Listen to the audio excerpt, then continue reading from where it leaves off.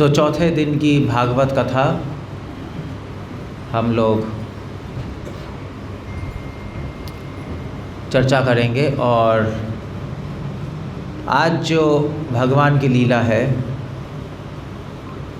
वो है दशम स्कंद 23rd चैप्टर, 23वां अध्याय भागवतम का।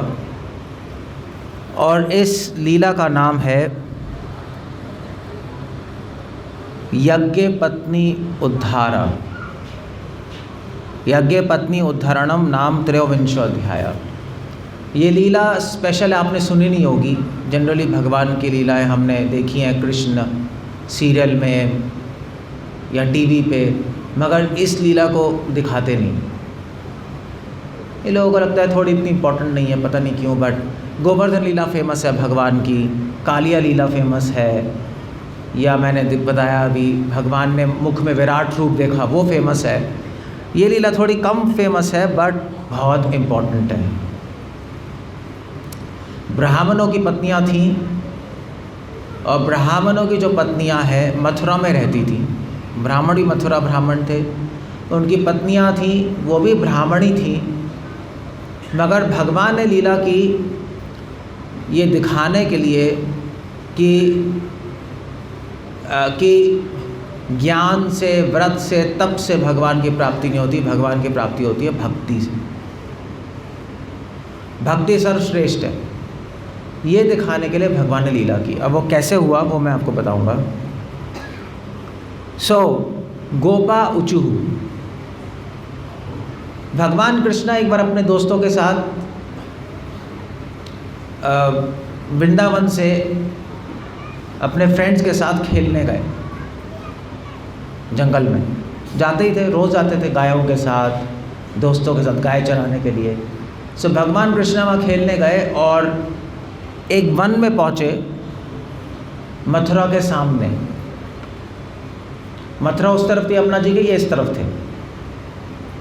और वहाँ पर जो उनके दोस्त हैं उन्होंने भगवान से बोला,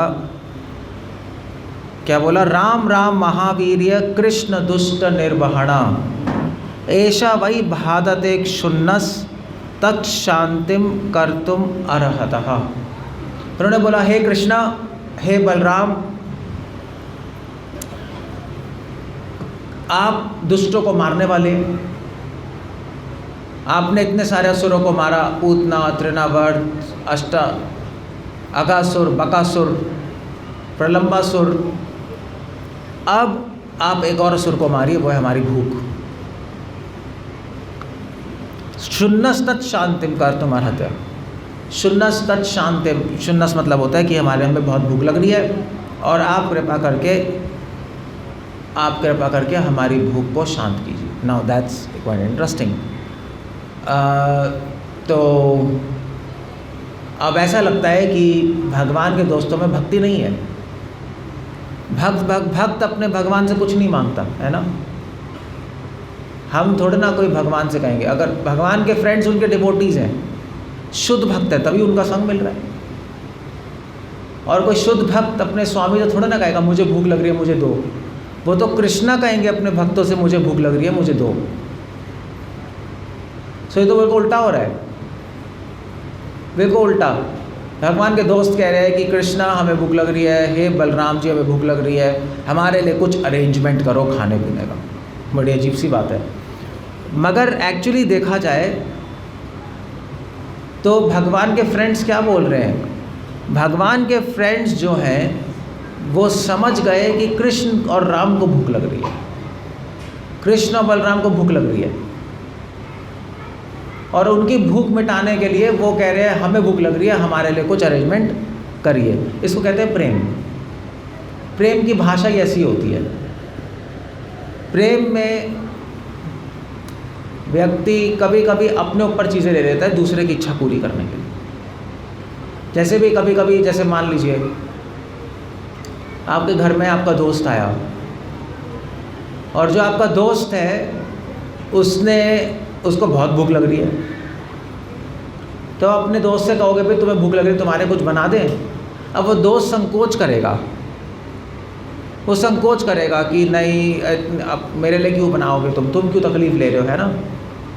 अगर अच्छा दोस्त होगा तो इसलिए जनरली अगर आपका दोस्त कोई भूखा आया तो कुछ लोग क्या करते हैं, कुछ लोग कहते हैं उसको समझ आ गया दोस्त को भूख लग रही है, तो वो दोस्त से कहेगा कि देखो मुझे बहुत भूख लगी है, मैं अपने लिए बना रहा हूँ, तू भी खाएगा। तो उस छल में वो अपने दोस्त को खाना खिला देगा।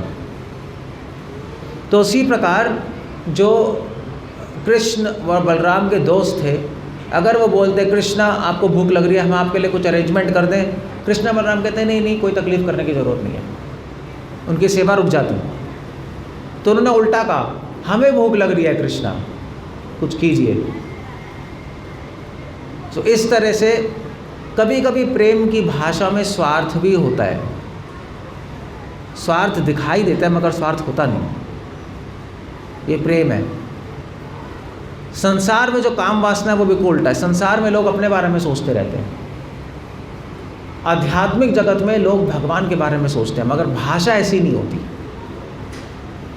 तो उन्होंने कहा भी आप कृष्णा हमारी भूख शांत कीजिए। एक्चुअली वो समझ गए कृष्ण को भूख लग रही है, कृष्ण की भूख मिटाने के लिए उन्होंने ऐसा बोला। कृष्ण भी समझ गए कि जो मेरे फ्रेंड्स हैं वो मेरे चिंता कर रहे हैं, अपनी चिंता नहीं कर रहे। अगर कृष्णा ये बात नहीं समझते तो फिर तो उनसे कुछ बात भी नहीं करते और उनसे आदान प्रदान भी नहीं करते। कृष्णा स्वार्थी लोगों से बात नहीं करते हैं। कृष्णा उन लोगों से बात नहीं करते जिनमें अपने निजी इच्छाएं होती हैं। भगवान उन लोगों से बात करते हैं जो परम निस्वार्थ, अपने स्वार्थ से जो मुक्त है, उन लोगों के साथ खेलते हैं, उन लोगों के साथ बात करते हैं। सो भगवान के भक्त तो ऐसे ही हैं। सो उन्होंने कहा ठीक है हमें भूख लग रही है, आप अरेंजमेंट कीजिए।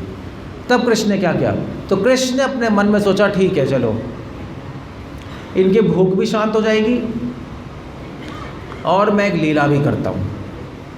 अब मैंने बताया था कृष्णा कहाँ पहुँचे, कृष्णा उस वन में पहुँचे जहाँ पर वन इस तरफ था, मथुरा उस तरफ थी, यमुना जी के बिल्कुल मथुरा के निकट पहुँच गए। तो श्री शुकवाचा, शुकदेव गोस्वामी ने कहा इति विज्ञापितो गोपैर भगवान देवकी सुतः भक्ताया विप्र भार्यया प्रसीदन इदम अब्रवीत। तो भगवान ने अपने मन में सोचा कि ठीक है चलो अब कोई लीला करने का समय आ गया है, और भगवान ने सोचा कि मेरे कुछ भक्त मथुरा में रहते हैं, उनको मैं आनंद देने के लिए लीला करूँगा। मैंने पहले ही बताया था भगवान की लीला के दो ही कारण हैं। भगवान लीला करते हैं अपने भक्तों को आनंद देने के लिए एक तो, और लीलाएं करते हैं दूसरों को शिक्षा देने के लिए।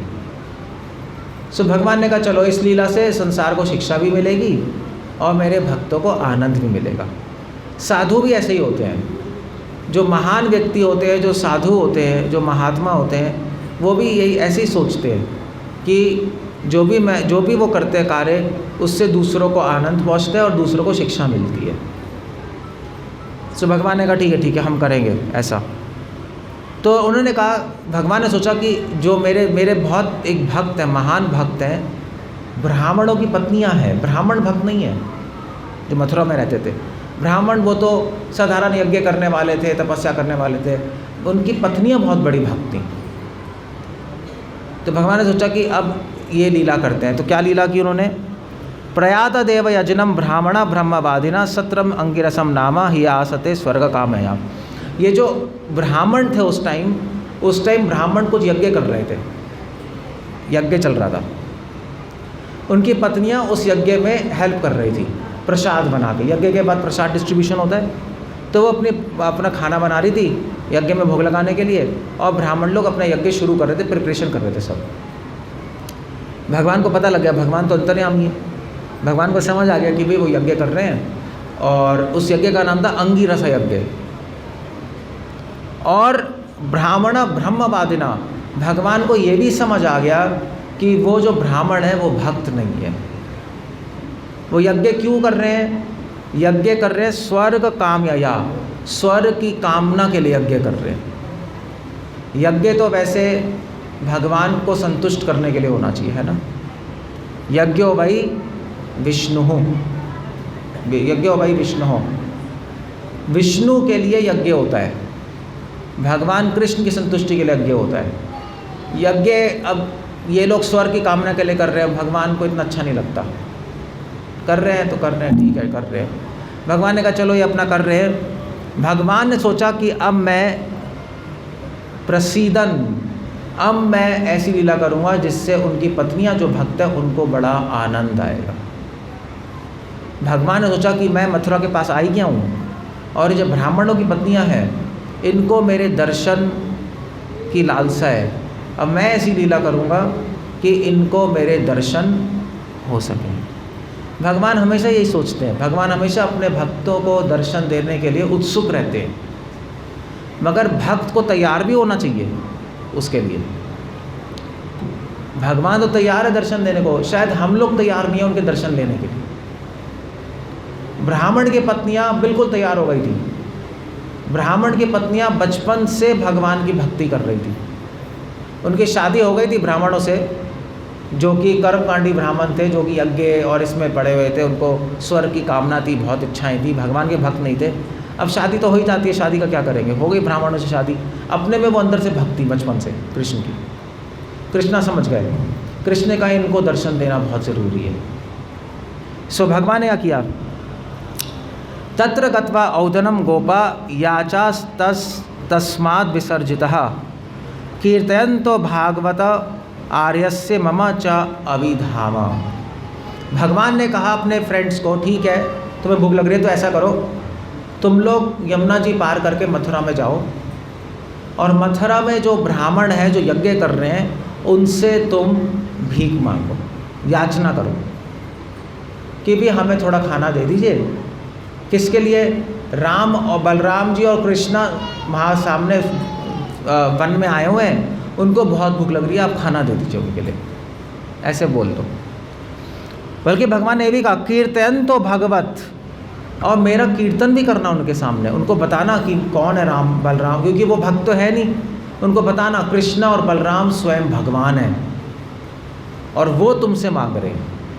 भगवान ने जानबूझ के ऐसा बोला क्योंकि क्या है कि जो भक्त नहीं है, अगर आप उनके सामने भगवान का कीर्तन भी कर दो, भगवान का यश भी गा दो, तब भी उनको कुछ फर्क नहीं पड़ेगा। तो ज़रूरी नहीं है, नाम तो हर आदमी लेता है, हरे कृष्णा तो आप भी बोल सकते हो, बाहर के लोग भी बोल सकते हैं, सब बोल सकते हैं, मगर हरे कृष्णा बोलकर किसके जीवन में बदलाव आएगा, किसको आनंद आएगा, वो एक दूसरा प्रश्न है। एक भक्त को ही आनंद आएगा जब वो हरे कृष्णा बोलेगा, एक भक्त का ही जीवन बदलेगा जब वो हरे कृष्णा बोलेगा। एक अभक्त है उसको कुछ भी फर्क नहीं पड़ेगा, वो हरे कृष्णा बोल देगा, वो कुछ नहीं होगा क्योंकि उसमें भक्ति नहीं है। तोता भी तो हरे कृष्णा बोल सकता है, तोता बोलेगा हरे कृष्णा तो क्या होगा, कुछ नहीं होगा, राम राम राम राम कुछ नहीं। मछलियाँ भी गंगा जी में नहाती हैं, कौन सी मछलियों का उद्धार हो जाता है। कुत्ते, लोमड़ी, कौवे ये भी तीर्थों में रहते, कौन सा उनको कोई फ़ायदा हो जाता है। उसी प्रकार मंदिर में भी कबूतर रहते, कौन सा कबूतरों को कुछ फ़ायदा हो गया। सो भगवान का होना, भगवान के नाम का होना वो एक दूसरी बात है, उसका तभी फ़ायदा होता है जब हृदय में भक्ति होती है। और भक्ति कहाँ से आती है, भक्ति भक्तों से मिलती है। एक भक्त से दूसरे भक्त में भक्ति ट्रांसफ़र होती है। भक्तया संजातया भक्तया, इसलिए शास्त्रों में साधु संघ का बहुत महिमा है, इसलिए भागवत सप्ताह कर रहे हैं, इसीलिए कर रहे हैं भागवत सप्ताह कि आपको भक्तों का संग मिले। और भक्तों के संग करके भक्ति कैसे आती है, कोई जादू हो रहा है, कोई मैं कहूँगा हाँ बच्चा भक्ति आ जाएगी, चलो आ जाएगी, नहीं। भक्ति करके साधु संग कैसे हो, भक्ति हरे कृष्ण, ये बच्चा कौन है, आप बाहर बैठ जाइए, ये तो मैं बोल नहीं पा रहा कुछ, बाहर भी है, टू गो आउट। मैं क्या कह रहा था, मैं भूल ही गया, तो क्या कह रहा था मैं,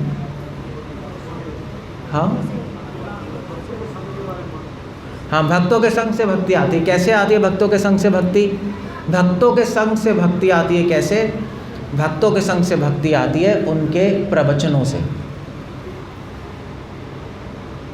उनकी वाणी से भक्ति ट्रांसफ़र होती है। जैसे आप किसी को खाना दो तो प्लेट में दोगे ना, ऐसी थोड़े ना दे दोगे। अब आप प्रसाद लोगे तो पहले प्लेट, पत्तल होगा, प्लेट होगा, फिर खाना होगा, ऐसी ज़मीन पर डाल देते क्या? ज़मीन पर डाल देंगे तो आप कहेंगे पागल है लोग। ऐसे भक्ति किसी में डालने के लिए प्लेट चाहिए। वो प्लेट क्या है? साधुओं की वाणी। उस साधुओं के प्रवचनों से भक्ति आप में प्रवेश करेगी। सो ब्राह्मणों की पत्नियां भक्ति थी, ब्राह्मण भक्त नहीं थे। क्योंकि ब्राह्मण भक्त नहीं थे, भगवान ने अपने फ्रेंड से कहा जाओ उनके सामने मेरा कीर्तन करना, मेरा यश बताना मैं भगवान हूँ, और उनसे फिर खाना मांगना, फिर देखते हैं क्या होता है। और हुआ क्या, वो ब्राह्मणों ने सुना भगवान की कीर्ति, सुना भगवान के बारे में, सुना कि कृष्णा बलराम भगवान है, मगर खाना नहीं दिया। बड़े मज़े की बात है। यही सुखदेव गोस्वामी यहाँ पे कह रहे हैं। भगवान के सखा गए, इति आदिष्टा भगवता गत्वा याचन्त ते यथा।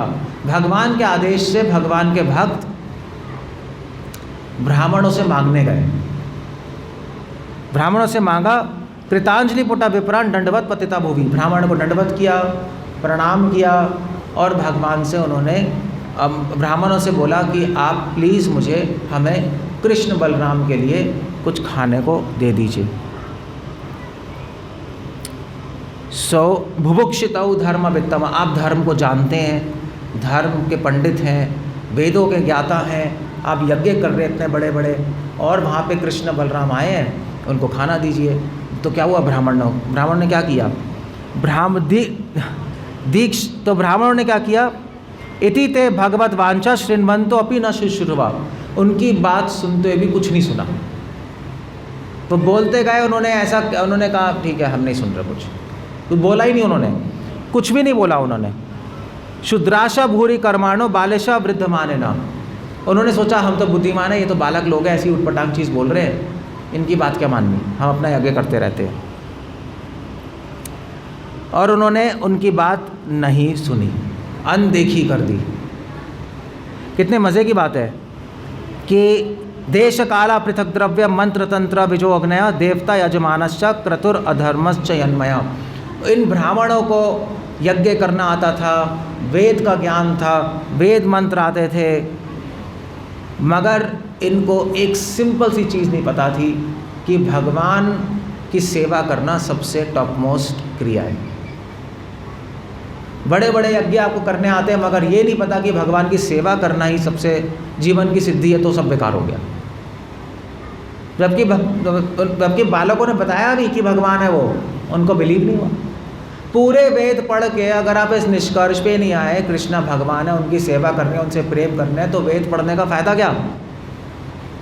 वेदैश्च सर्वैर अहम एव वेद्यो। कृष्णा खुद कह रहे हैं गीता में, सारे वेद पढ़ के मुझे ही जानना वेदों का निष्कर्ष है। आदि अंत्य च मध्य च सर्वत्र हरि गीयते। वेदों के आदि अंत मध्य में विष्णु हरि उनका कीर्तन गाया जा रहा है। इन्होंने सारे वेद पढ़ लिया और कुछ भी समझ नहीं आया। इनको ये मेन चीज़ समझ नहीं आई। क्यों नहीं समझ आया? क्योंकि स्वर्ग काम आया, क्योंकि इनको स्वर्ग की इच्छा थी। सबसे बड़ी प्रॉब्लम ये थी, स्वर्ग की इच्छा से वो अंधे हो चुके थे, अंधे हो गए वो स्वर्ग की कामना से। इसलिए अगर आप शास्त्र भी पढ़ लो, वेद भी पढ़ लो, मंदिर भी आ जाओ, नाम भी ले लो, मगर अगर भौतिक इच्छाएं हैं, संसार में कुछ पाने की इच्छा है, तो कुछ भी समझ नहीं आएगा। वो ज्ञान उसी प्रकार होगा जिस प्रकार गधे के पीठ पे एक चंदन। गधे के पीठ पे आप चंदन की लकड़ी कर दो, कोई उसको, तो गधे को कोई क्या कहते हैं, गधे को क्या मूल्य पता चंदन का? चंदन तो लकड़ी बहुत महंगी होती है। गधा सोचेगा यार बाहर आ गया, कल पत्थर लगे थे, चंदन की लकड़ी रखी है। पत्थर चंदन की लकड़ी एक ही समान है गधे के। या एक और उदाहरण दिया जाता है जिसमें भक्ति नहीं है और वो वेद और ये सब पढ़ेगा, शास्त्र पढ़ेगा, उसके लिए वेद शास्त्र उसी प्रकार है जिस प्रकार अंधे के लिए शीशा। कोई काम है? बेकार हो गया सब। सो बड़े बड़े ज्ञानी, बड़े बड़े योगी लोग, तपस्वी लोग हैं, मगर उनको एक सिंपल सी चीज़ नहीं पता, कृष्णा भगवान है, कृष्ण से प्रेम करना जीवन का लक्ष्य है। उनकी तपस्या, उनका योग सब कुछ बेकार हो। और इन्होंने ध्यान ही नहीं दिया। इन्होंने कहा ठीक है हम नहीं आए। तम ब्रह्म परमम साक्षात भगवंतम अधोक्षजम। उन्होंने बोला, इन्होंने बच्चों ने बोला कि तम ब्रह्म परमम साक्षात, कृष्ण साधारण बच्चे नहीं है, पर ब्रह्म साक्षात भगवान है। ब्राह्मण को कह रहे हैं वो, आप खाने को नहीं दे रहे, भगवान ही आपसे मांग रहे और आप नहीं दे रहे, कितने बेवकूफ़ हो। लोग तो भगवान को अर्पण करना चाहते हैं, भगवान स्वीकार नहीं करते। यहाँ पे खुद ही मांग रहे और आप नहीं दे रहे। मनुष्य दृष्टया दुष्प्राज्ञा मर्तया मानो न मेरी रे। सुखदेव गोस्वामी कह रहे हैं ब्राह्मणों की मति मारी गई थी, कुमति हो गई थी। जब कुमति होती है तो भगवान भी सामने आ जाए आपको कुछ दिखाई नहीं देगा। जैसे था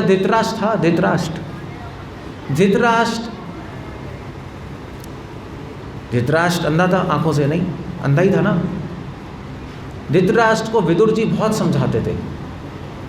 विदुर जी समझाते थे कि भैया ऐसा है, दुर्योधन को छोड़ दो और पांडवों को उनका राज्य दे दो, क्योंकि पांडवों के साथ कृष्ण है, कृष्ण भगवान है। धृतराष्ट्र कहता था हाँ मुझे पता है कृष्ण भगवान है, और मुझे पता है पांडव शुद्ध भक्त है, मुझे पता है मेरा बेटा दुर्योधन खाल है, दुष्ट है, मगर मैं क्या करूँ, जब दुर्योधन मेरे सामने आता है तो मैं सब भूल जाता हूँ। आसक्ति के कारण, आसक्ति सब ढक देती है। इसलिए आप जब भगवान के पास आओ तो कुछ इच्छा से मत आओ, क्योंकि आपके और भगवान के सामने आपकी इच्छा ही खड़ी हो जाएगी और भगवान दिखाई नहीं देंगे। भगवान साधारण मूर्ति ही नज़र आएंगे, भगवान का अनुभव नहीं हो पाएगा, भगवान के नाम का अनुभव नहीं हो पाएगा। सो उन्होंने बोला, उन्होंने कहा वेल न ते यदोम इति प्रोचुर न इति न च परंतप। सो सुखदेव गोस्वामी ने कहा कि देखो, बच्चों ने ऐसी याचना की, ब्राह्मणों ने ये नहीं कहा कि हम तुम्हें नहीं देंगे खाना, ना ये कहा हम देंगे, उन्होंने कुछ बोला ही नहीं, उपेक्षा कर दी, ध्यान ही नहीं दिया। उन्होंने कहा बोलने दो इनको, हमने इनकी बात मानेंगे। बहुत अहंकारी हो गए थे अपने ज्ञान की वजह से।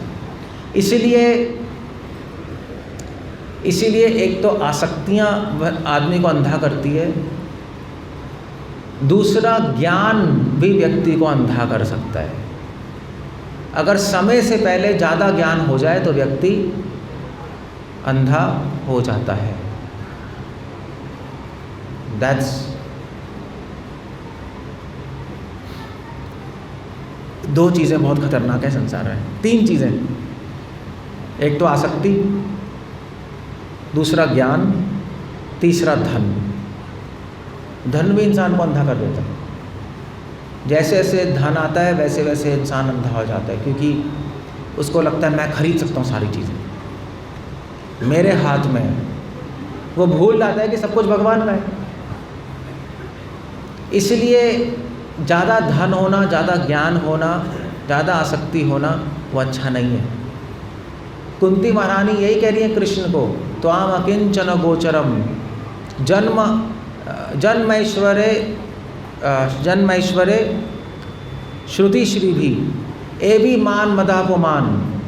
कुंती महारानी कह रही है कि कुछ लोगों का जन्म इस संसार में अच्छा जन्म होता है, अच्छे कुल में, कुछ लोगों को बहुत यश मिलता है, कुछ लोग बहुत इंटेलिजेंट होते हैं, पढ़े लिखे होते हैं, ज्ञान होता है, कुछ लोगों के पास बहुत पैसे होते हैं। कुंती महारानी कह रही है उन सब का बहुत बड़ा दुर्भाग्य है, क्योंकि वो सब इन चीज़ों से अंधे हो जाते हैं और आपकी भक्ति नहीं कर पाते। इसलिए शास्त्रों में लिखा है कि जो इस संसार में गरीब है वो ज़्यादा सौभाग्य है उसका। जो संसार में ज़्यादा ज्ञान ही नहीं है उसका ज़्यादा सौभाग्य है,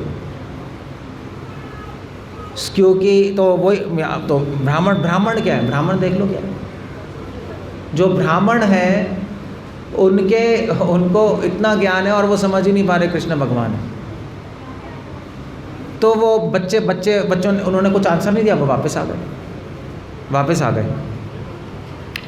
तदुपाकरणे भगवान प्रहस्य जगदीश्वर, वापस आ गए और भगवान को बताया, भगवान ऐसा ऐसा हो गया। उन्होंने तो हमें हमारी बात ही नहीं सुनी। हमने तो बोला भी आप भगवान हैं और आपको खाना वाना दीजिए, भूख लग रही है। उन्होंने कुछ सुना ही नहीं, उनके कान पे कोई जू नहीं रहेगी। तो भगवान ने सुन के क्या किया, उन्होंने, कृष्ण भगवान ने जब सुना, प्रहस्य जगत ईश्वरः, बहुत तेज हंसे। क्यों हंसे? व्याजहार पुनर्गोपान दर्शयम लौकिकी गतिम। भगवान ने कहा अपने फ्रेंड से कि देखो भाई ऐसा है, भीख मांगना में तो ऐसा ही होता है, कभी मिलती है भीख, कभी नहीं मिलती, तो तुम्हें दुखी थोड़े ना होना चाहिए। ये प्रोफेशन ही ऐसा है। आप किसी से मांगने जाओ, आपको नहीं मिले तो दुखी थोड़े ना होना, आपको पहले ही सोच के जाना है मिलेगा नहीं मिलेगा। मतलब आपने कोई भिखारी देखा दुखी होता है? कोई भी भिखारी आते मांगते नहीं है कि बाबा दे दे दे दे, आप नहीं दो तो क्या साइड बैठ के रोने लगेगा? अरे नहीं मिला, वो भीख मांगता रहेगा, उसको आदत है, कभी मिलेगा कभी नहीं मिलेगा, वो रूटीन है। तो भगवान हंसे। भगवान ने कहा यार तुम्हें भीख भी मांगनी नहीं आती, तुम क्यों दुखी हो रहे हो? अब मैं तुम्हें एक और आइडिया देता हूँ। आइडिया ये है कि माम ज्ञापयत पत्नीभ्य संकर्षणम आगतम दास्यन्ति कामानन्नम व स्निग्धम मई उषिता धिया। उन्होंने कहा अब तुम दोबारा जाओ और ब्राह्मणों की पत्नियों से मांगो खाना। भगवान को तो पता है वो भक्त है, वो तो दे ही देंगी। उनकी पत्नियों से खाना मांगना। और गत्वा अथ पत्नीशालायाम दृष्टवा आसीना, उन्होंने कहा उनसे मांगना और उनको बस तुम ये बोलना कृष्ण बलराम आए हुए हैं, उनको भूख लग रही है। भगवान ने नहीं बोला अपने सखाओं को कि जाके उनको बोलना कि कृष्ण बलराम को भूख लगी है, क्योंकि अगर वो बोल देंगे कृष्ण बलराम को भूख लगी है तो ब्राह्मण की पत्नियां बहुत दुखी हो जाएंगी कि हमारे भगवान को भूख लगी है, विचलित हो जाएंगी। और ना तुम्हें बोलने की ज़रूरत है कि मैं भगवान हूँ, उनको पता ही है, वो बचपन से भक्त है। तुम्हें बस ये बोलना राम कृष्ण आए, बस इतना ही बोलना। 100 बच्चे गए, अब दोबारा गए। उन्होंने कहा ठीक है हम जाते हैं। और उन्होंने वहाँ पे उन ब्राह्मण की पत्नियों को देखा बैठे हुए। दृष्टवा आसीना स्व अलंकृता, उन्होंने ब्राह्मण की पत्नियों को बैठे हुए देखा। ब्राह्मण की पत्नियाँ बैठी हुई थी, अलंकृत थी, उन्होंने आभूषण पहने हुए थे और उन्होंने बहुत सुंदर सुंदर कपड़े पहने हुए थे। बट एक्चुअली क्या है कि दास्यन्त कामानन्नम, और वो बहुत सुंदर सुंदर खाना बना रही थी यज्ञ के लिए। अब सुखदेव गोस्वामी, आप सोचने वाली बात है, सुखदेव गोस्वामी क्यों ऐसा बोल रहे हैं कि उन ब्राह्मण की पत्नियों ने सुंदर कपड़े सुंदर गहने पहने थे? बोलने की क्या ज़रूरत है? इसकी कोई ज़रूरत नहीं है अभी, है ना। और वैसे भी सुखदेव गोस्वामी परम वैरागी हैं। परम वैरागी होते हुए भी वैरागी थोड़े ना कोई स्त्री के बारे में बात करेगा कि उन्होंने अलंकार पहने हुए हैं, उन्होंने अच्छे कपड़े पहने हुए हैं, कोई सेंस ही नहीं बनती। सुखदेव गोस्वामी को बस ये बोलना था कि वो महान भक्त हैं। बट सुखदेव गोस्वामी परोक्ष में छुपा के कुछ कहना चाहते हैं। सुखदेव गोस्वामी ब्राह्मण की पत्नियों की भक्ति के बारे में की प्रशंसा करना चाहते हैं, मगर परोक्ष भाव में, छुपा के, इनडायरेक्टली। कैसे?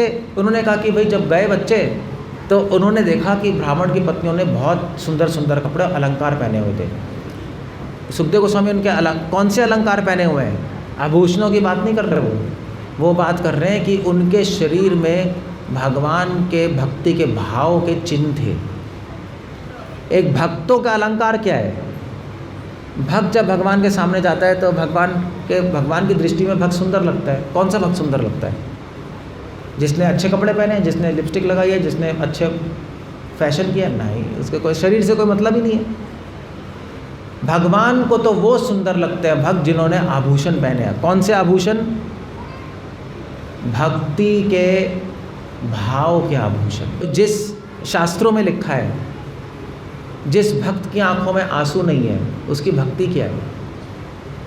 जिस भक्त के शरीर में रोमांच नहीं है उसकी भक्ति क्या है? जिन भक्तों का पैर और हाथ भगवान का नाम लेके कांपते नहीं, उनकी भक्ति क्या है? वो है आभूषण भक्तों के। इसको कहते हैं सात्विक भाव। भक्ति के भाव के कुछ लक्षण शरीर पे आ जाते हैं। उन भाव के इस लक्षणों को ही आभूषण कहते हैं भक्तों के। अगर आपको भी भगवान के सामने सुंदर बनना है तो आपको भी तैयार होकर आना पड़ेगा। अब वो तैयारी क्या है? वो तैयारी है कि आप आभूषण पहनो। आभूषण क्या है? कि हम इस तरह से भक्ति करें कि हमारी आँखों में आंसू आए। हम इस तरह से भक्ति करें कि हमें भी रोमांच हो। हम इस तरह से भक्ति करें कि हमारा हृदय शुद्ध हो और हमारे जीवन में अच्छे गुण आए। भगवान ये देखेंगे। भगवान को ऐसी आत्माएं, ऐसे भक्त सुंदर लगते हैं। भगवान को शरीर से कोई मतलब नहीं है। शरीर तो आज आया गया, ख़त्म हो गया, कोई मतलब नहीं है। शरीर सुंदर है, कुरूप है, कोई मतलब नहीं है। भगवान को तो आपकी आत्मा से मतलब है। आत्मा सुंदर होनी चाहिए।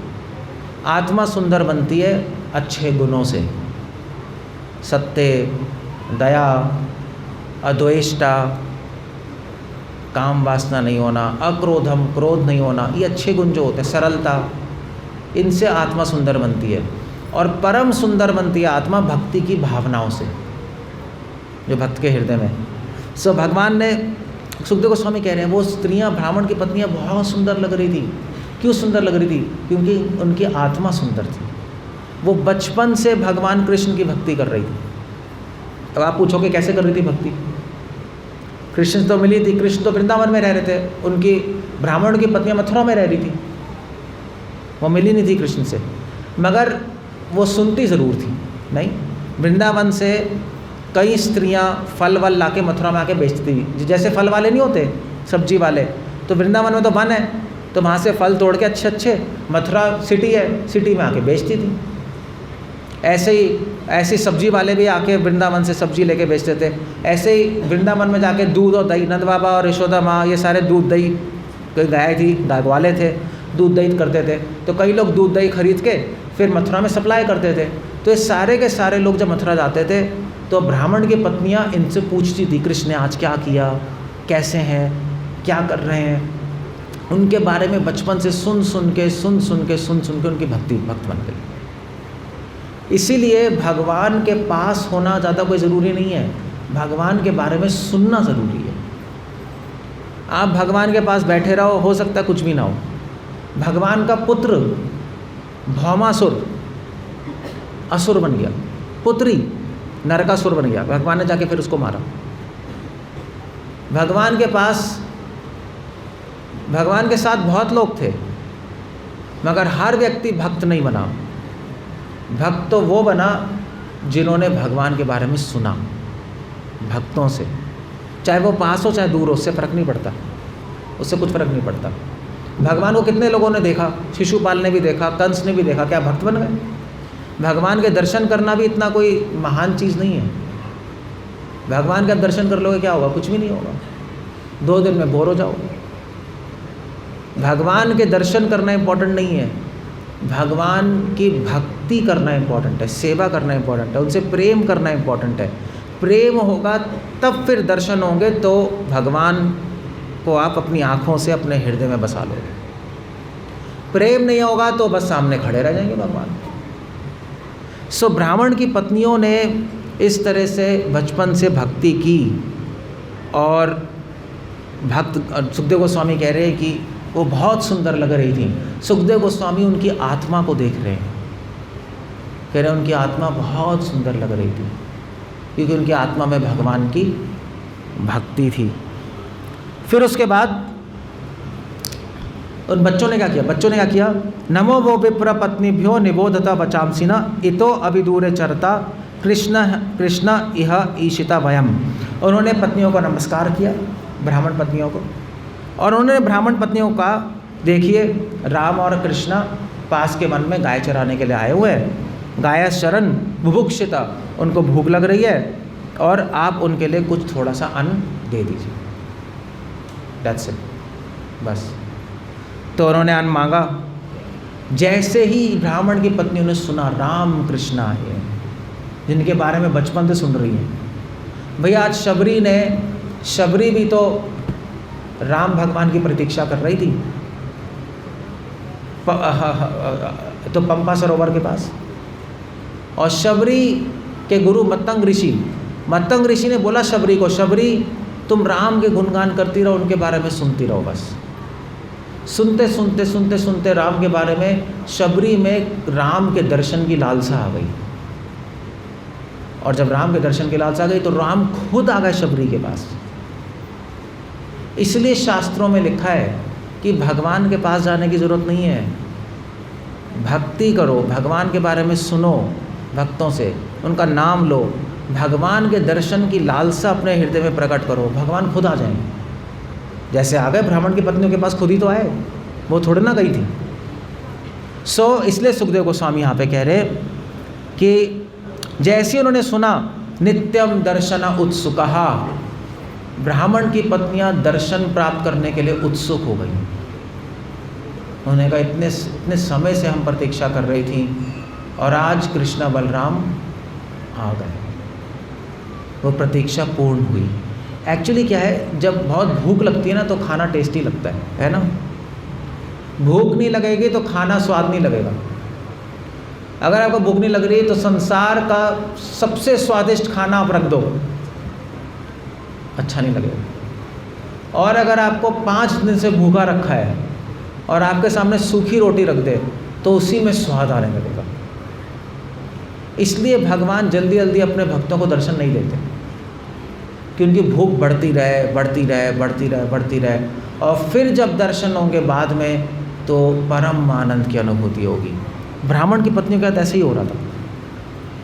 उनकी दर्शन उत्सुकता उनकी इतनी बढ़ चुकी थी कि उनके दर्शन की लालसा ने ही भगवान को उनके पास खींच लिया। उनको कोई और लालसा नहीं थी। यहाँ पे सुखदेव गोस्वामी कह रहे हैं यहाँ पर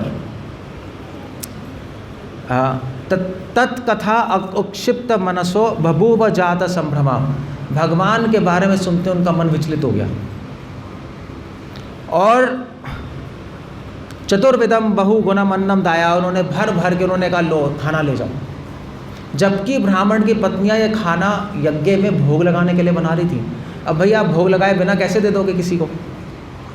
ब्राह्मण की पत्नियां बोल सकती थी कि भाई हम तो यज्ञ के लिए खाना बना रही है, अभी भोग लगेगा तो फिर हम तुम्हें देंगी। उनको सब भूल गई, वो राम कृष्ण का नाम सुनते ही सब भूल गई। उन्होंने कहा जितना खाना ले जाने ले जाओ, भाड़ में जा यज्ञ। जिसके लिए यज्ञ कर रहे हैं जब वही आ गया तो फिर फ़ायदा क्या यज्ञ? यज्ञ करके हम भोग लगाएंगे कृष्ण को, वही सामने आ गए ले। उन्होंने कहा ले जाओ। अगर भक्ति होती है भगवान के भक्तों के हृदय में, मैं वही बता रहा था कि जब भक्त भगवान के सामने आता है तो सब भूल जाता है। वो अपनी सारी इच्छाएं, अपनी सारी प्रॉब्लम्स, उसको बस एक ही चीज़ याद रहती है, मेरे कृष्णा कैसे खुश हो। बस ये भक्ति है। अगर भगवान के सामने आकर भी आपको टेंशन हो रही है, अपने घर का याद है, अपनी प्रॉब्लम्स, इसका मतलब है आपने भगवान के दर्शन किए ही नहीं हुए। भक्ति की कमी है। भक्ति की कमी है तो क्या करें? साधुओं से सुनो और भगवान का नाम लो। भगवान का नाम अभी कम ले रहे हो, ज़्यादा लो। चलते हुए, जागते हुए, सोते हुए भगवान का नाम लो, भगवान के बारे में सुनो। बस यही है, सिंपल है। रात को सोना छोड़ दो, पूरी रात भगवान के गुणगान करो। कर सकते हो तो कर लो।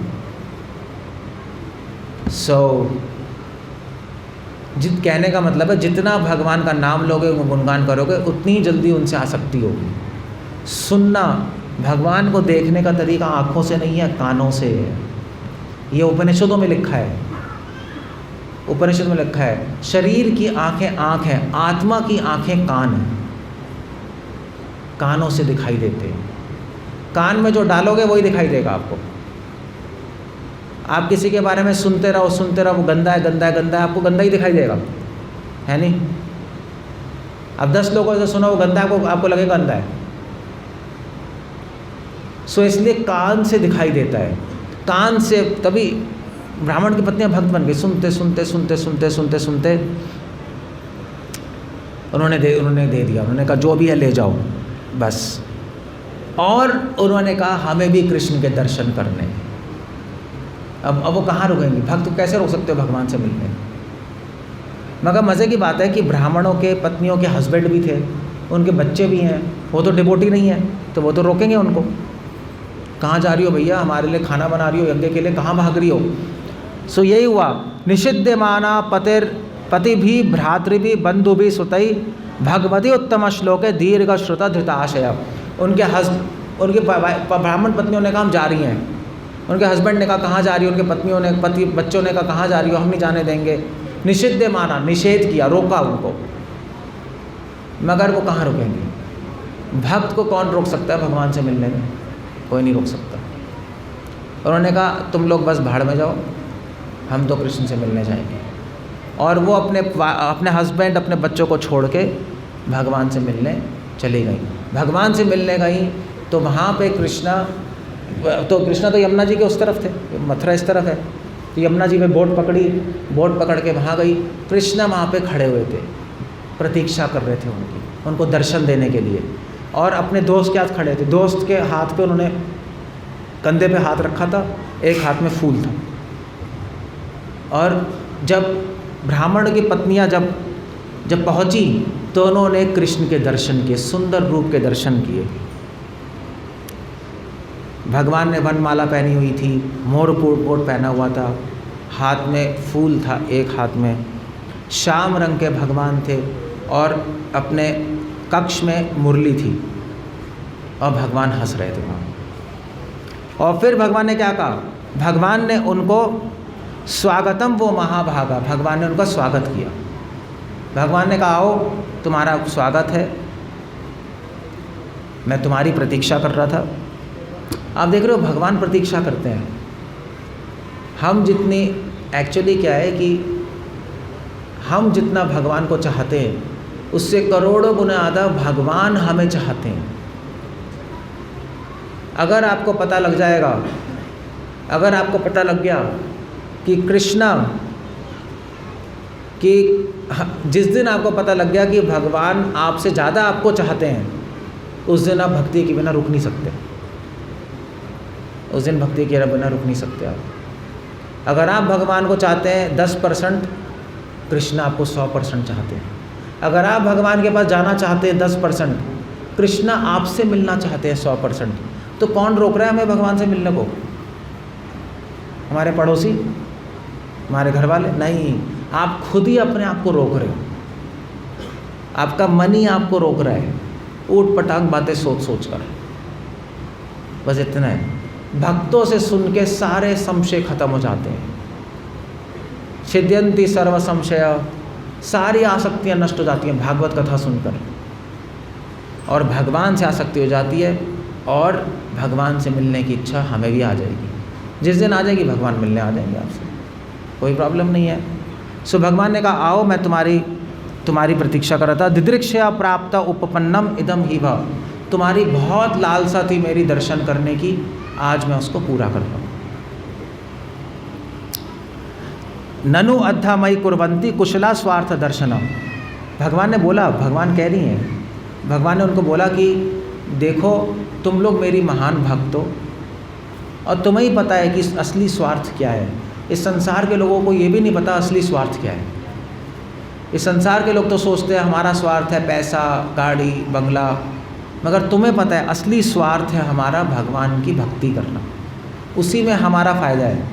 तुम्हें पता है अहेतु क्या विविताम भक्तिम आत्मा प्रिययता, मैं तुम्हारे हृदय में झाँक के दे सकता हूँ कि तुम्हारे में अहेतु की भक्ति है।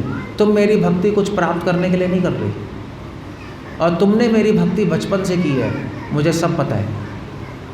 अब भी है तो भगवान देखते हैं 1 दिन 2 दिन 1 महीना 1 साल 3 साल 10 साल 20 साल भगवान देखते हैं। अगर हम भक्ति करते रहे तो फिर उसका फल देखते हैं। भगवान ने कहा मैंने देखा है तुम्हारी भक्ति में कोई खोट नहीं है, बिल्कुल निर्मल है। और इसलिए भगवान ने कहा प्राण बुद्धि मना स्वात्म दारापति धनादय यत् संपर्कात प्रिया आसम तथा को न परहा प्रिया। भगवान ने कहा ठीक है, अब तुम क्या करो, तुम वापस जाओ अपने घर, और घर जाकर तुम मेरा श्रवणम करो जैसे पहले कर रही थी। क्यों? उन्होंने कहा क्यों? यत् संपर्कात प्रिया आम सतः। उन्होंने कहा कि कृष्ण ने कहा देखो, मेरे संपर्क से जिस तरह भक्ति प्रकट होती है उस तरह की भक्ति, उससे ज़्यादा भक्ति मेरे बारे में सुनने से होती है। इसलिए तुम वापस जाओ, अब मेरे दर्शन हो गए, तुम वापस जाओ और मेरे बारे में सुनो, क्योंकि मुझे अगर समझना है, मुझे देखना है, मुझे मिलना है, मेरे साथ रहना है, तो मेरे बारे में सुनती रहो, सुनती रहो। भगवान ने सेम चीज़ गोपियों को भी कहा था। जब गोपियों को बांसुरी बजा के बुलाया वापस, तो गोपियों को भी भगवान ने ही बोला कि गोपियाँ तुम घर जाओ, जिस तरह से मेरी भक्ति सुन के होती है भक्तों के साथ बैठ के, उस तरह से मेरी भक्ति मेरे साथ रह के नहीं होती। इसलिए भक्ति आपको पूछे भक्ति क्या है? भक्ति क्या है? श्रवणम और कीर्तनम, सुनना और कीर्तन करना, बस यही भक्ति, और कुछ नहीं है, कुछ भी नहीं है। बस ये सारे मंदिर, ये सारा प्रसाद, ये सब इसलिए ही है कि हम भगवान के बारे में कथा कर पाएँ और उनके बारे में आपको सुना पाएँ, बस इतना ही है और कुछ भी नहीं है। सारा अरेंजमेंट इसलिए है। तो भगवान ने कहा वापस चली जाओ। तो ब्राह्मण की पत्नियों ने क्या बोला? उन्होंने क्या बोला? पत्नी उवाचा मयि एवं विभो अर्हति भवान गदितुम निशंस सत्यम। ब्राह्मण की पत्नियों ने बोला कि आप ये क्या कह रहे हैं कृष्ण, आप ऐसा क्यों कह रहे हैं? आपके वचन हमें बहुत कठोर लग रहे हैं कि वापस चले जाओ। हम इतनी मुश्किल से अपने हस्बैंड, अपने बच्चों को, सबको छोड़ के आएंगे, वो हमें रोक रहे थे, फिर भी हम छोड़ के आएंगे केवल आपसे मिलने के लिए, और आप कह रहे चली जाओ, हमें अच्छा नहीं लग रहा है। और वैसे भी अगर आप अपने साथ नहीं रखना चाहते हमें, तो भी हम घर नहीं जाएंगी, हम यहीं रह के तपस्या करेंगी, क्योंकि हम घर जाएंगे तो हमारे हस्बैंड हमें स्वीकार ही नहीं करेंगे, हम तो लड़ के आ गई हैं, अपने बच्चों को छोड़ के आ गई हैं, अब समाज थोड़ा ना स्वीकार करेगा हमें। लोग कहेंगे कहाँ तुम जाके, क्योंकि लोगों को क्या पता कृष्णा भगवान है, वो तो इन्हीं को पता है। सुनने का अब तुम वापस जा भी नहीं सकती। तो भगवान ने कहा कि कोई नहीं, तुम लोग जाओ, च अनुसूयवः, तुम लोग जाओ और तुम्हारे पति तुम्हें कुछ भी नहीं कहेंगे, मैं अपनी माया से उनका मन चेंज कर दूँ। वो सब भूल जाएंगे कि तुम उनसे लड़के आई हो, तुम बोल के आई हो, और वो भक्त बन जाएंगे। आप देख रहे हो, ब्राह्मणों की पत्नियों की कृपा से उनके पति भक्त बने। अगर परिवार में एक भी भक्त होगा तो पूरा परिवार भक्त बन जाता है। क्यों? उस भक्त के प्रार्थनाओं से। ब्राह्मण की पत्नियां प्रार्थना तो कर रही थी कि हमारे पति भी भक्त बन जाए, ऑफ कोर्स नहीं। तो भगवान ने कहा मुझे पता है, तुम जाओ और तुम्हारी प्रार्थनाएं सफल होंगी, तुम्हारे पति भी भक्त बन जाएंगे। इसीलिए वैष्णवों के आशीर्वाद से भक्ति बहुत जल्दी मिल जाती है। ब्राह्मण की पत्नियां तो वैष्णव बन गई, भक्त बन गई, और भक्तों की प्रार्थना से वो भक्त बन गए उनके पति। इसलिए हमारे भक्ति में वैष्णव सेवा करना बहुत बड़ा माना गया। तभी तो साधु संतों के आप पैर छूते हैं, आशीर्वाद मांगते हैं। अगर उन्होंने आशीर्वाद दे दिया तो भगवान भक्ति दे देंगे बहुत आसानी से। तभी प्रथा है साधु संतों के आशीर्वाद मांगना। वो चली गई वापस। भगवान अपि गोविंदा तेनैव अन्येन गोपकान चतुर्विधेन आशित्वा स्वयं च बुभुजे प्रभु। भगवान ने, सुखदेव गोस्वामी कह रहे हैं, फिर भगवान ने उनके द्वारा अन्न दिया हुआ खाया, अपने फ्रेंड्स को बांटा, और जब वो वापस गई तो उनके पतियों ने क्या बोला? अब भगवान की माया से उनका तो मन चेंज हो गया, तो उनके पत्नियों ने क्या बोला? उनके पतियों ने क्या बोला? दृष्ट्वा स्त्रीणाम भगवती कृष्णे भक्तिम लौकिकम। उन्होंने अपनी वाइफ्स को देखा कि ये तो बहुत बड़ी भक्त है, हमारे कहने पे भी नहीं रुकी, और इनको समझ आ गया कृष्ण और बलराम जी भगवान है। हम गधे इतने वेद पढ़ के यज्ञ कर के समझ ही नहीं पाए, भगवान ही हमारे पास आगे चले गए, जिनके लिए यज्ञ कर रहे हैं वही आगे चले गए, हमने उनको खाना भी नहीं दिया, इतने बेवकूफ़ हैं। तो अपने पे पश्चाताप हो रहा है ब्राह्मणों को। ब्राह्मण कह रहे हैं धिक जन्म, हमारा जन्म धिक्कार है। त्रिवृद विद्या, हमारी 3 वेदों की विद्या बेकार है। धिक व्रतम, हमारे व्रत बेकार है। धिक बहु ज्ञाताम, हमारा बहुत ज्ञान बेकार है। धिक कुलम, हमारा कुल को धिक्कार है। धिक क्रिया, हमारी क्रियाओं को धिक्कार है। दाक्षेम विमुखा ते तो अधोक्षजे, क्यों हमारा मन, जिसका मन कृष्ण से विमुख है, जिसका मन कृष्ण में नहीं लग रहा, उसका सब कुछ धिक्कार है, सब कुछ बेकार है। उसकी पूजा, उसका यजन, उसका भजन, सो कॉल्ड भजन, उसकी पूजा, उसका ज्ञान सब बेकार है, अगर वो कृष्ण की भक्ति नहीं कर रहा तो। ब्राह्मणों का निष्कर्ष निकला, और ब्राह्मणों ने सोचा ही अपने मन में, अव पश्चित नारायणाम कृष्ण जगत गुरु, उन्होंने कहा कि हम तो इतने विद्वान हैं और हमारी पत्नियां विद्वान भी नहीं हैं, मतलब दुरंत भावम, इनको कैसे भक्ति आ गई? इन्होंने कोई तपस्या नहीं की, कोई वेद नहीं पढ़ा, इन्होंने कोई ज्ञान नहीं लिया, फिर भी कृष्ण की महान भक्त हैं। ब्राह्मण को ये नहीं पता कि इन्होंने किया क्या है। उन्होंने क्या किया था? श्रवण और कीर्तन सुना ना, बहुत कुछ फल वालों से, सब्जी वालों से सुनती रही और भगवान का गुणगान गाती रही, इसी से उनमें भक्ति आ गई। इसलिए शास्त्रों में लिखा है तपस्या करने की ज़रूरत नहीं है, यज्ञ करने की ज़रूरत नहीं है, करना है कर सकते हो, ज़रूरत नहीं है, और वेद पढ़ने की ज़रूरत नहीं है, केवल एक काम करना है, श्रवणम और कीर्तनम। भगवान के बारे में सुनते रहो। कोई सुनाने वाला है तो बहुत अच्छा है, बैठ जाओ आकर सुनते रहो। बैठना ही है ना आपको, और तो कुछ नहीं करना। बोल तो मैं रहा हूँ, मैं थक रहा हूँ, मेरा दिमाग लग रहा है, आपको क्या करना है? आपको तो रिसीव करना है, बस बैठे रहो, सुनते रहो, और जब वापस जाओ तो 10 लोगों को बताओ हमने क्या सुना, वो कीर्तन हो गया। बाकी समय भगवान का नाम लो, हरे कृष्णा कृष्णा हरे हरे, बस। और क्या करना है? कुछ नहीं करना, सिंपल प्रोसेस है। मैं करना थोड़ा मुश्किल होगा, क्योंकि आपका मन करेगा हम चिट चैट कर लें, हम फालतू की बात कर लें, उसके बारे में कहते हैं हाय वो गंदी है, वो ऐसी है, ये है, वो ऐसा है, बस इधर उधर की बात करके हमारा समय बर्बाद होता रहता है। अगर आपने इस चीज़ को रोक लिया तो भक्ति बहुत आसान हो जाएगी, बहुत आसान है। ब्राह्मणों को बहुत पश्चाताप हुआ, उन्होंने कहा भाई ऐसा है, और उन्होंने कहा कि ना असम द्विजाति संस्कारों ना निवासो गुराओपी। उन्होंने कहा कि भाई हमारी पत्नियों ने ना कभी कोई गुरु लिया, ना उनको कोई संस्कार हुआ, स्त्रियां हैं ना, कोई संस्कार नहीं हुआ इनका, ना तपस्या की, ना मीमांसा, ना वेदांत सूत्र पढ़ा, ना बड़े बड़े फिलॉसफी पढ़ी, ना शौचम, ना इनको कुछ वैदिक क्रियाएं आती हैं, कुछ भी तो नहीं आता। अथापि हेतुमा श्लोक है कृष्ण योगेश्वर ईश्वरे, फिर भी उनकी कृष्ण में महान भक्ति आ गई। कैसे आ गई भक्ति? श्रवण कीर्तन करके, सिंपल हो गया बहुत। ननु स्वार्थ विमूढ़ा नाम, उन्होंने कहा कि देखिए, ब्राह्मणों ने कहा कि हम तो स्वार्थ में पड़े रहे, हम तो मूर्ख रहे, विमूढ़ा नाम, प्रमत्ता नाम, हम पागलों की तरह यज्ञ में पड़े हुए थे, स्वर्ग की कामना कर रहे थे, और हमने ये पहचाना नहीं कि कृष्ण और बलराम जी स्वयं भगवान है और हमारे पास ही आए मांगने के लिए, और हमने उनको कुछ भी नहीं दिया। तो उनको बहुत ग्लानि हुई, और उन्होंने अपने मन में उन्होंने सोचा कि हमसे बहुत बड़ा अपराध हो गया।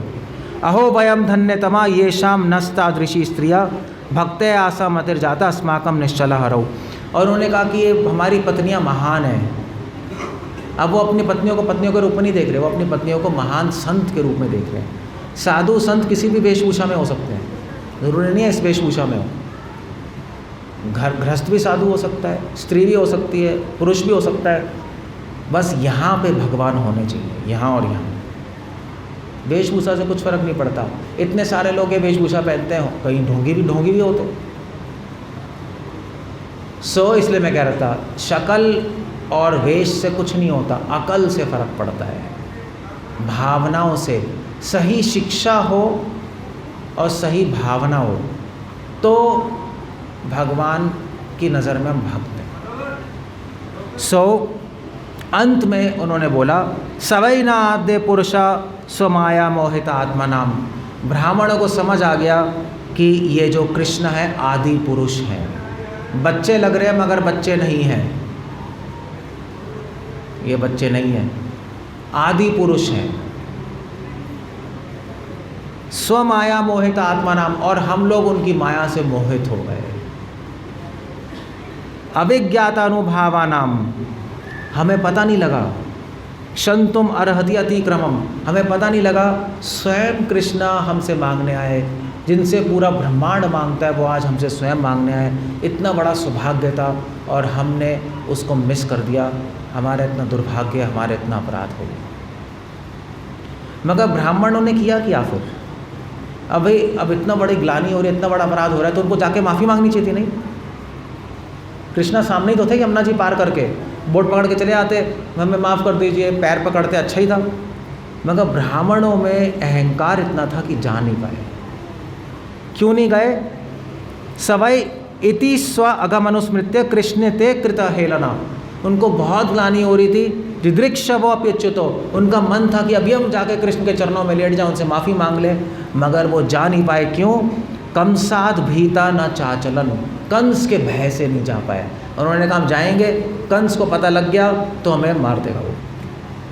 ब्राह्मण की पत्नियों को कोई डर नहीं। ब्राह्मण की पत्नियों ने कहा हम चली जाएं, कंस मार दे, कुछ फर्क नहीं पड़ता। वैसे भी कृष्ण के बिना जीवन भी क्या है, वो तो मृत्यु ही है। इसलिए भक्तों के लिए भगवान के बिना जीवन तो मृत्यु से भी बदतर है। सो आप देख रहे हो, ब्राह्मणों को पता लग गया वो भगवान है, फिर भी डर के मारे नहीं जा पाए। क्यों नहीं जा पाए? क्योंकि अभी भी ये अपने शरीर से और अपने आप से आसक्त थे, अपने जीवन से आसक्त थे। भगवान को प्राप्त करने के लिए सारी आसक्ति छोड़नी पड़ती है। संसार से आसक्ति, घर से आसक्ति, शरीर से आसक्ति और अपने जीवन से आसक्ति भी छोड़नी होती है। अपने जीवन से भी आसक्ति छोड़नी होती है। देखा जाएगा, हम भगवान की सेवा करेंगे, जिएंगे मरेंगे उनके लिए, हम उनके लिए जिएंगे, उनके लिए मरेंगे। जब इस तरह से जीवन जिया आता है तो भगवान ऐसे भक्त के ऋणी हो जाते हैं। भगवान ही ऐसे भक्त के पास स्वयं आते हैं जैसे ब्राह्मण की पत्नियों के पास आए। आपको कोई ज़्यादा कोई पंडित या कोई बहुत बड़ा ज्ञानी नहीं बनना है, उसकी कोई ज़रूरत नहीं है। हमें अपना हृदय शुद्ध रखना है, वैष्णवों की, साधु संतों की सेवा करनी है और कृष्ण के बारे में सुनते रहो, बोलते रहो और उनका नाम लेते रहो। बस हरे कृष्णा कृष्ण कृष्ण हरे हरे, हरे राम राम, बस ये करना और कुछ नहीं। That's all. भागवत सप्ताह में आपको आना है, टाइम पे आ जाओ वरना मिस हो जाएगा। लोग लेट आते हैं, आ सकते हो, मोस्ट वेलकम, मगर आपको मेन चीज़ नहीं मिलेगी। मेन चीज़ जो प्रवचन है वो तो आपने खो ही दिया।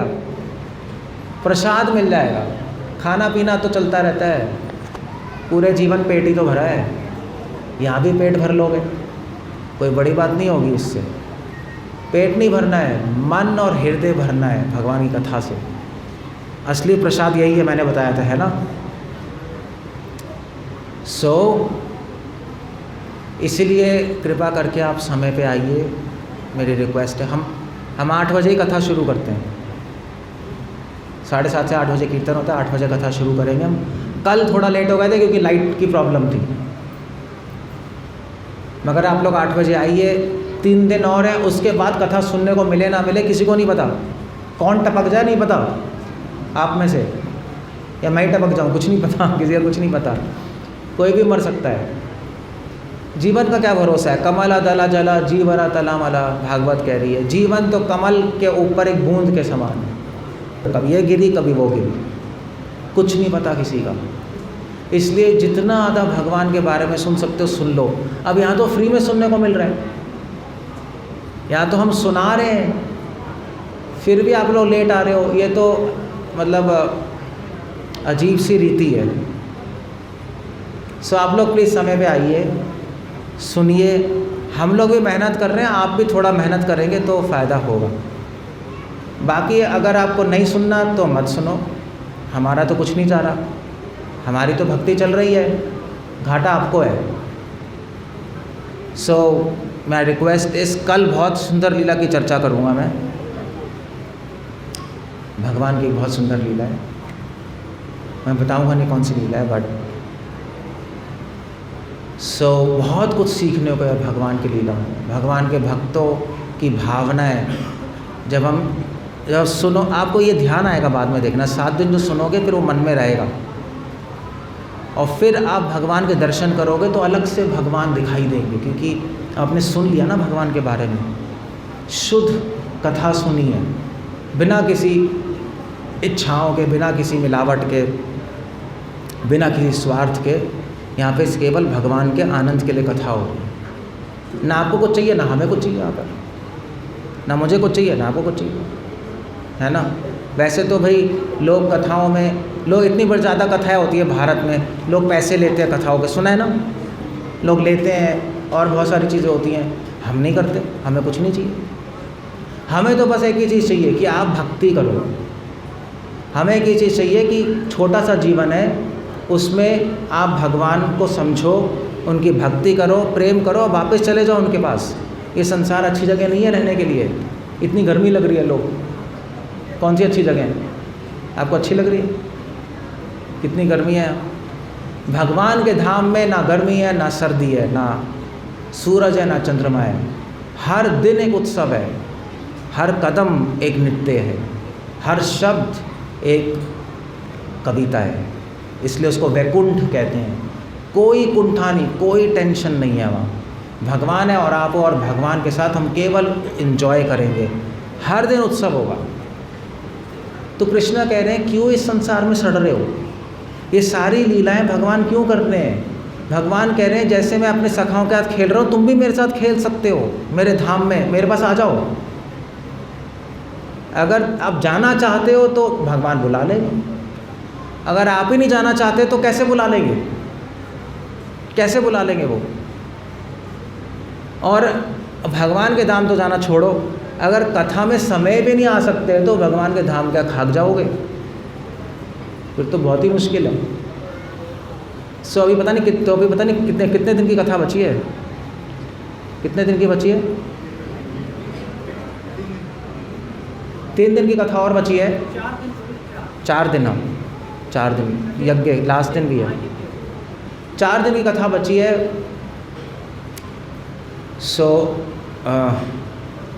भगवान कृष्ण की संतुष्टि के लिए, उनके आनंद के लिए, अपने कल्याण के लिए आप लोग आइए। अपने फ्रेंड्स को भी लेके आइए कि भी आओ, सुन लो।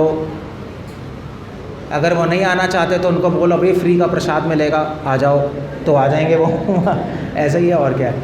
हम प्रसाद क्यों कर रहे हैं? हम इसलिए कर रहे हैं लोग आ जाए, वरना इसका कोई पॉइंट नहीं है प्रसाद करने का। प्रसाद तो मिल गया आपको, वो तो हम नहीं करेंगे तो कोई भी नहीं आएगा यहाँ।